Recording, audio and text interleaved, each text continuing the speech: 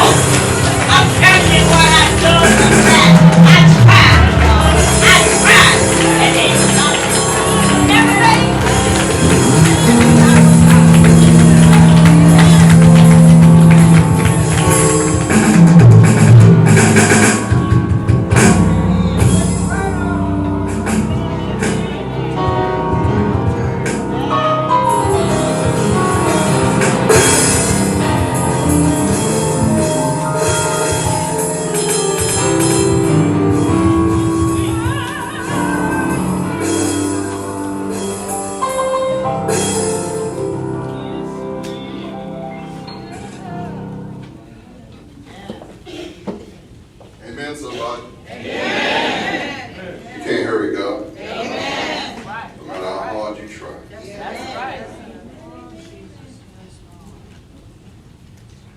Sometimes we don't realize how personal God can get to you.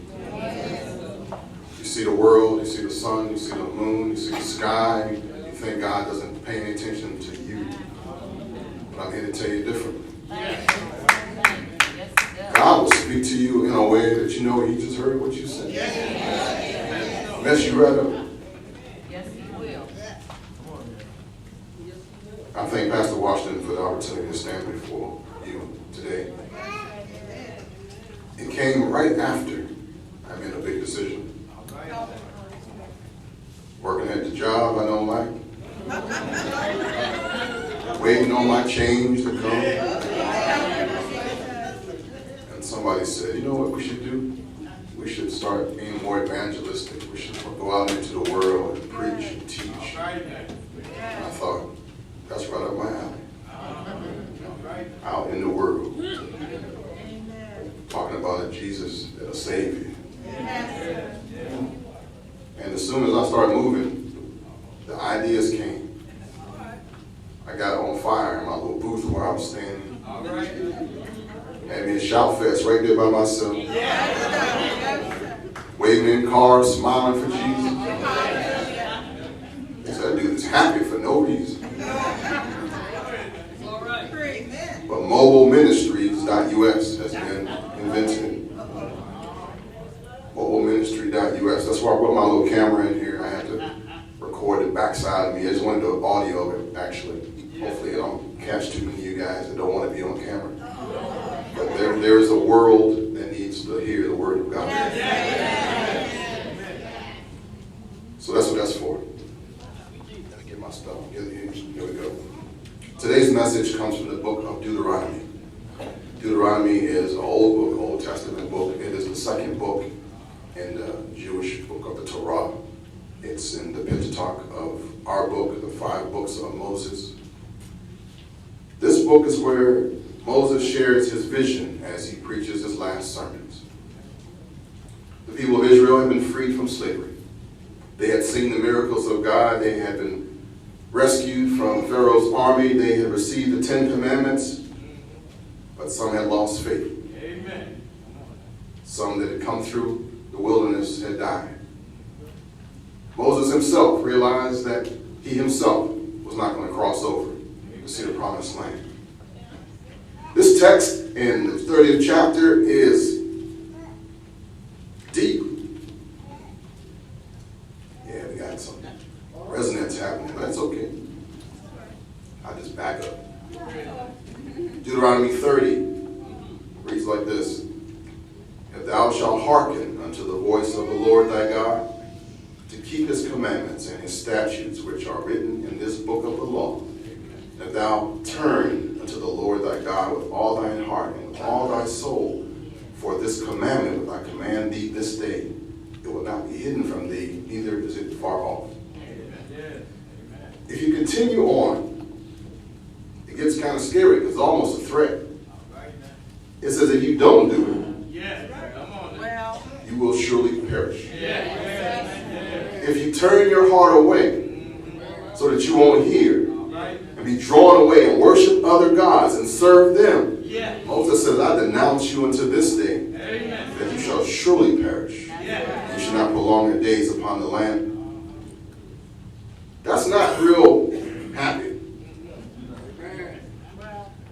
But what does it have to do with us today? Some people think that the Old Testament is irrelevant, but it's not. When Jesus was preaching and teaching and walking on the earth with his 3-year ministry, all he quoted was the Old Testament. So if you read the New Testament, you're reading the Old Testament through Jesus and through the disciples. Moses, revered Savior of his people, he has some issues. This message, you could almost make this a meme right here. You must make a choice to take a chance, or your life will never change. You must make a choice.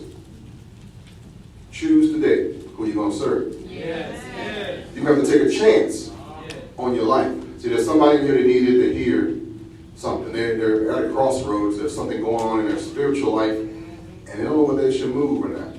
Amen. I'm here to tell you today, unless you take a chance, Yes. your life will never change. Amen. Come on. Yes. Yes. These people have been wandering in the wilderness for 40 years. Yes, sir. And this happened because of their choices. What's wrong with us right now? Go ahead now. The issues that we have right now, the drama that we have right now, Yes. Yes. is because of our choices. Amen. We here at St. Matthew's Baptist Church are still a church, Yes. even though we're not in New Jersey Avenue. Yes. Yes. We have been blessed. Yes. We are being blessed. Yes. We've experienced miracles. Yes. You've seen some stuff happen in your own personal life. Yes. Yes. Yes. But some have forgotten. Amen. Come on. Have forgotten. Yes. And we look at this place and get a crook eye, All right now. stank eye, Come on now. turn them mouth. Come on now. We are still a church. Yes. Doesn't matter where we are. Yes. Yes. I had a whole different message. Lord moved that thing right out of there. Yes. And it has to do with change. Come on. You must make a choice. Yes. You know, when you get up in the morning, you have a choice on how you're going to be that day. You can say, the pillow feels so good. Yes. I don't want to talk to them people today. All right now. I got some leave left. I should just stay home. Yes. But then you go on, but the attitude is still there that I don't want to be here. I don't want to be here with you people. And it affects everybody around you. Yes. You have a choice. Yes. We don't like change. Nobody likes change. Look at this place.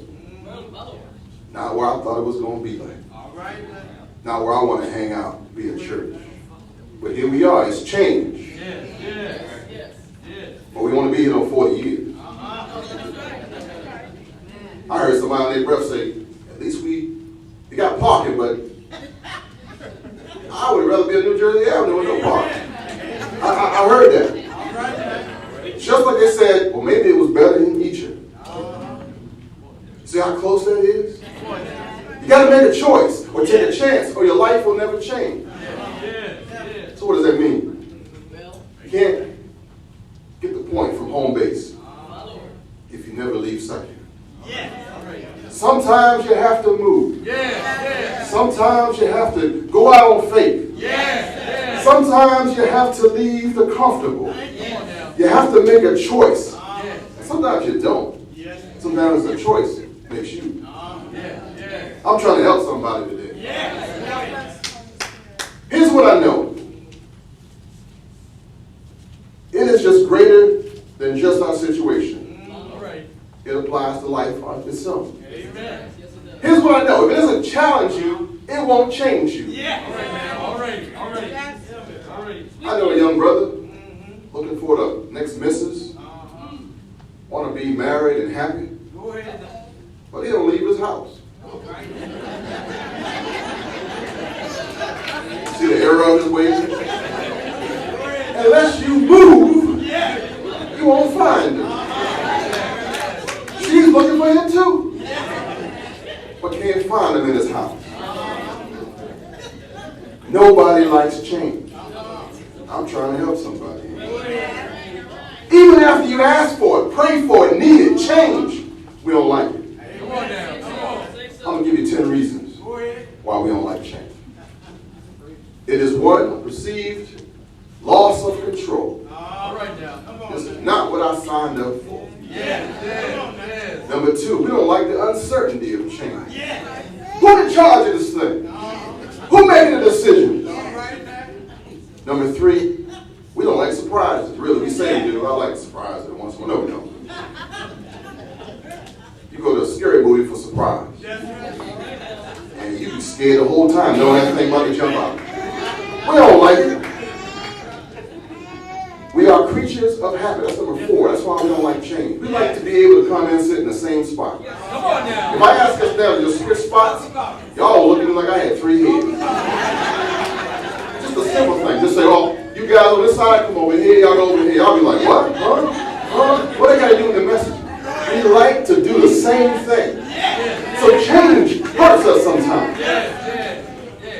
Sometimes change is embarrassing. Yes, it is. Come on. If you are in a position and we change it up and say we're going to put somebody else in your spot, you get indignant. You get embarrassed. Maybe it's something I did wrong. Come on now. Moses had the same problem as pastors today, as Pastor Washington right now. He loves you. He knows you. And we still give him grief. Come on now. Come on now. Come on now. It looks like it's going to be complicated. It's going to require some more work. More something. That's why we don't like change. Why we got to put our chairs down and then we got to take them back up. What happened to the time when we just come to church and sit in our pew? Come on now. Come on now. I know I'm talking to somebody. We don't like change. Change is messy. Why I got to wear a red tie? I want to wear a black tie. All right, man. You get up in the morning, you run to church, you get yourself together, and you got to run in your pantyhose all the way down. Cussing everybody before you get to church. I ought not go. They don't need to see me here. Come on now. I know I'm talking to somebody. Change affects our plans. It causes a ripple effect. I'm saying you got up that morning, you didn't feel like coming, and it shows on your face. You try, put your holy mask on. Praise the Lord, man. But you really don't want to be here. Come on now. And it affects the person that you come in contact with. And it's a reason we come to church, to be together, to be as one. It's a reason that where 2 or 3 are gathered. You must be gathered in the right spirit. Your heart must be right. It will affect other people. I'm just trying to help somebody. We don't like change because it affects us. It reminds us of what we didn't do last time. Our past failures. We don't like change. Well, last time I did this, it didn't work. I'm a big one for that one.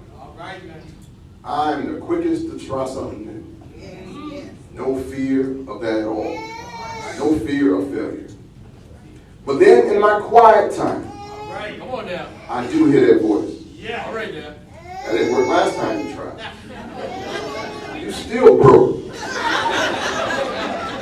When are we going to get out of this debt? Lord help me.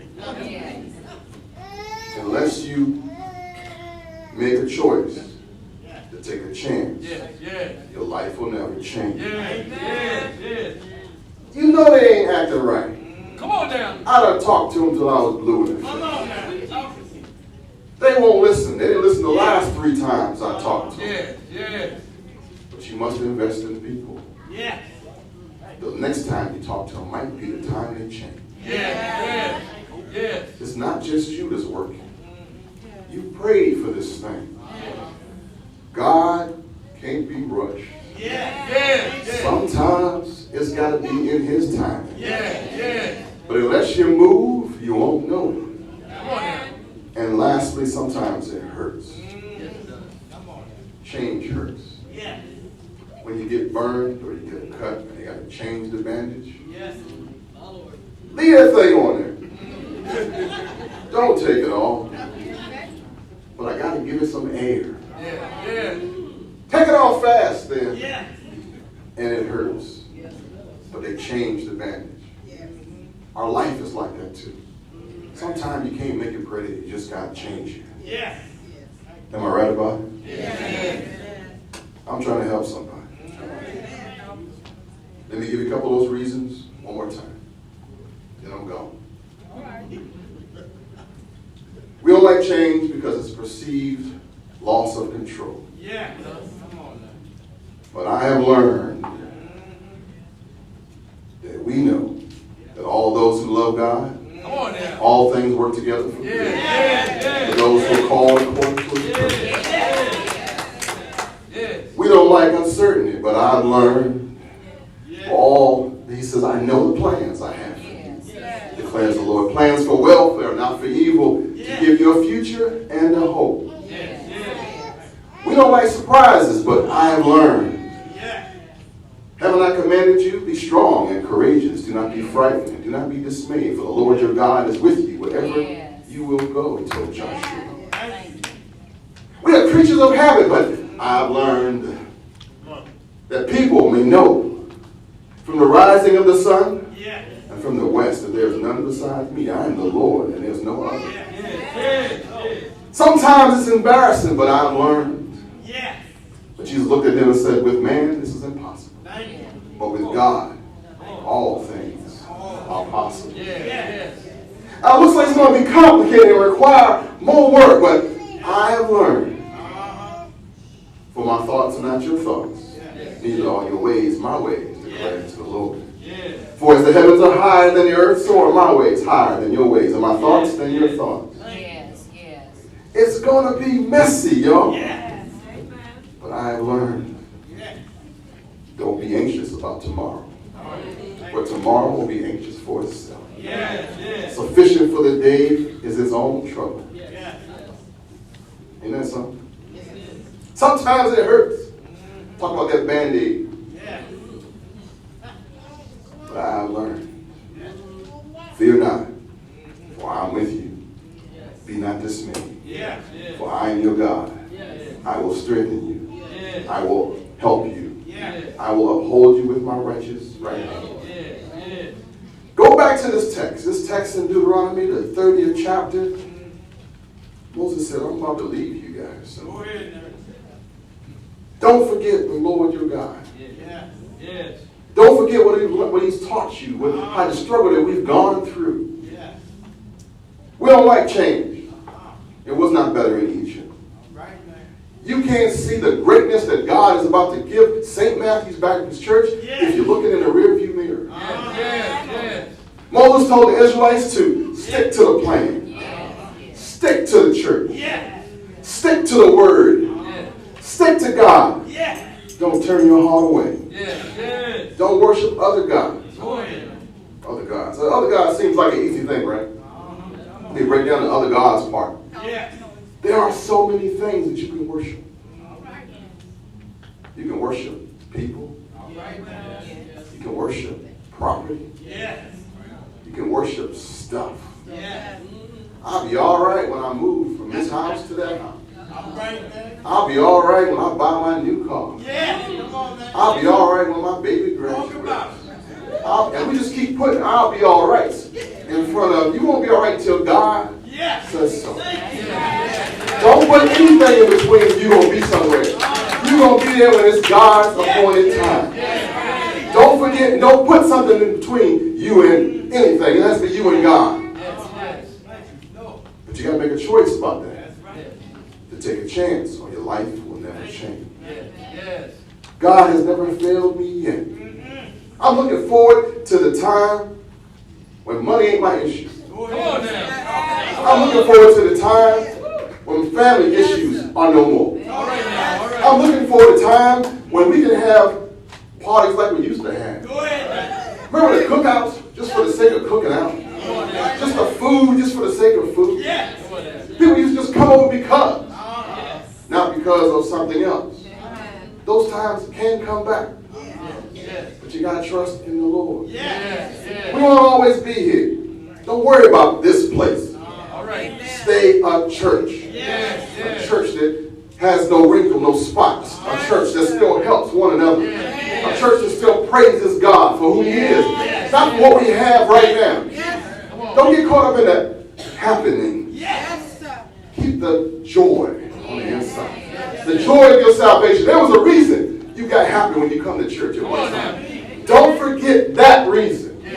Don't forget that it's not dependent upon a circumstance or the way the sky runs or the run down in your pantyhose. Make sure that you understand that the joy that you have in your heart is because of God. Make a choice today to say, I thank you, Lord, and not because of nothing that I have right here. Be glad that you're still whole. Be glad that you can still walk. Yeah, you can't run like you used to. Yeah, you can't sing like you used to, but you still can.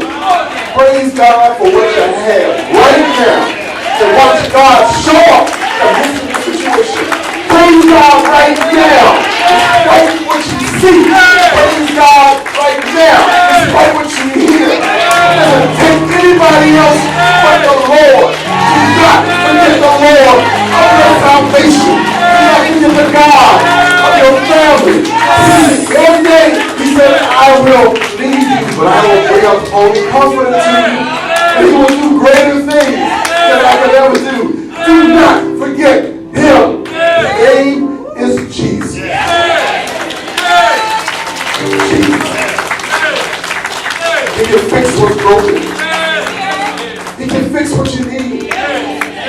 Nobody else can do it but Jesus. You got to make a choice on how you're going to act. You're going to have to take a chance to do the thing that nobody else would do. And if you don't, your life will never change. That's the end of the message. Choose Jesus. Stay at church. Remember the God of the salvation. And we're going to make it to the promised land.